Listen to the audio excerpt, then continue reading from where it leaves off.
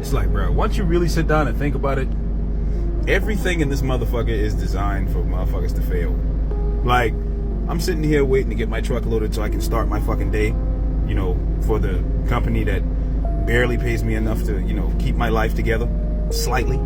And I can't just abruptly leave this motherfucker, because where else am I gonna get the money from? Like, I truly believe that I'm talented enough to, you know, make something happen and make something shake in like maybe 6 months to a year from now. However, where is that initial funding gonna come from? See what I'm saying? Food is bad for you. It's highly chemicalized, highly addictive, highly sugarized, and highly everything bad for you arised. And if you look up any health article, it tells you that you can't eat any of the shit that you eat on a daily fucking basis.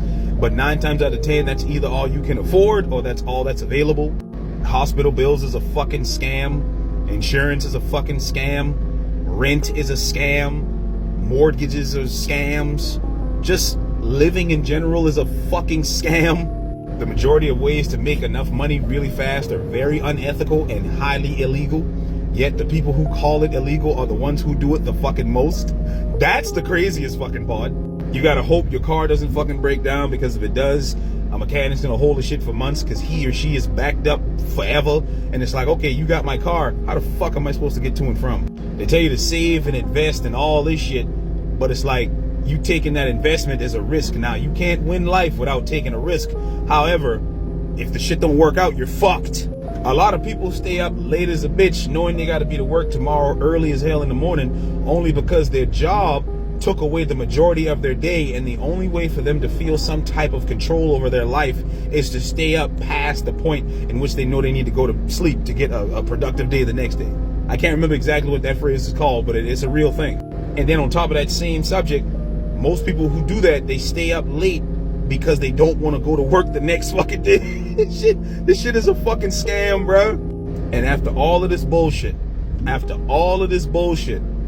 you still got to get up and produce something. Whether you're man or woman, you still have to get up and produce something. Because if you do nothing, you're pretty much just going to be on the street. And it's like, knowing all that shit, bro, sometimes that shit gets to you, man. Sometimes it gets to you, but I can tell you this.